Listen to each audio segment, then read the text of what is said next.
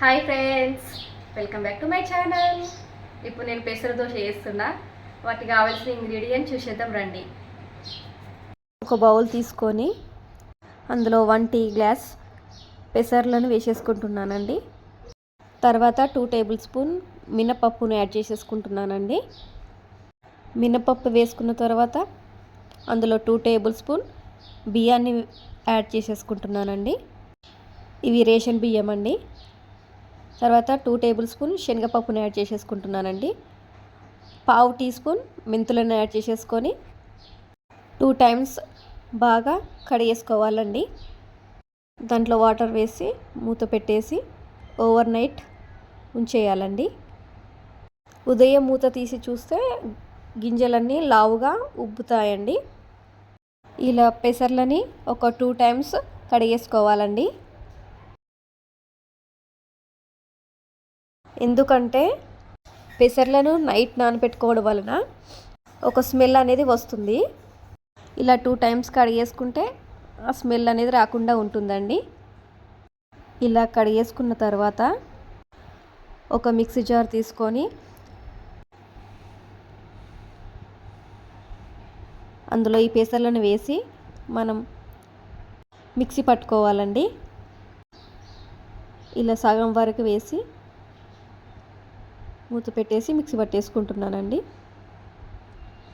ఇలా ఒక 2 పల్స్ ఇచ్చిన తర్వాత అందులో కొన్ని వాటర్ పోసి అట్లా స్పూన్ తోటి కలిపి మూత పెట్టేసి స్మూత్ పేస్ట్ అయ్యేంత వరకు మిక్సీ పట్టుకోవాలండి. ఇలా పేస్ట్ అయిన తర్వాత ఒక బౌల్లో వేసేసుకుంటున్నానండి. మిగిలిన పెసర్లన్నిటినీ ఇదే విధంగా మిక్సీ వేసుకోవాలండి. సెకండ్ టైం మిక్సీలో వేసుకునేటప్పుడు అందులో నేను ఒక 4 మిరపకాయలను వేసేసుకుంటున్నానండి. ఇక్కడ నేను 1/2 టీ స్పూన్ అల్లం వెల్లుల్లి పేస్ట్ వేసుకున్నానండి. మీరు అల్లం ముక్క ఉన్నా సరే వేసుకోవచ్చండి. ఇది మిక్సీ పట్టేసుకోవాలండి. పిండిలో 1/2 టేబుల్ స్పూన్ సాల్ట్ వేసుకోవాలండి. అందులో వాటర్ను వేసి కలుపుకోవాలండి. అందులో వాటర్ వేసి కలిపిన తర్వాత ఒక 1/2 టేబుల్ స్పూన్ పసుపును యాడ్ చేసేసుకుంటున్నానండి.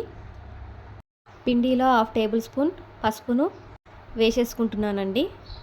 పసుపు వేసుకోవడం వలన పెసర దోశ అనేది కలర్ఫుల్గా ఉంటుందండి. వీడియోలో చూపించే విధంగా పిండిని కలుపుకోవాలండి. ఇక్కడ పేలం వేడెక్కిన తర్వాత అందులో ఫస్ట్ దోశకి మాత్రమే ఆయిల్ని అప్లై చేసుకోవాలండి.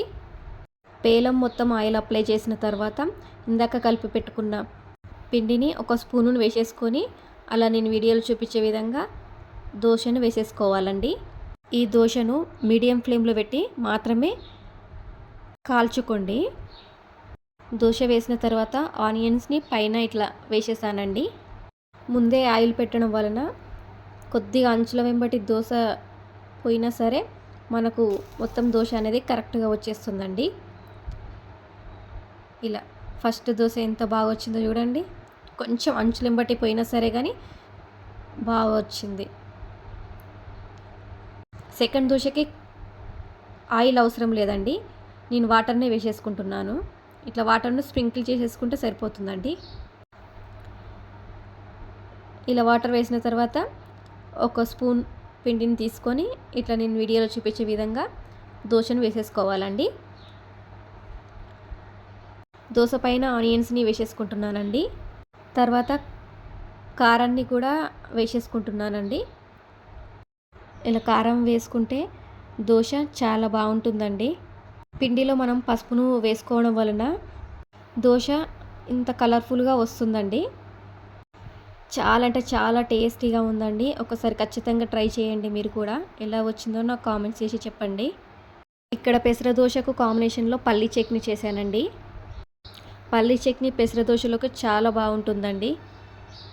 నా వీడియోస్ నచ్చినట్లయితే నా ఛానల్ని సబ్స్క్రైబ్ చేసుకోండి. లైక్ చేయండి, షేర్ చేయండి, కామెంట్ చేయండి.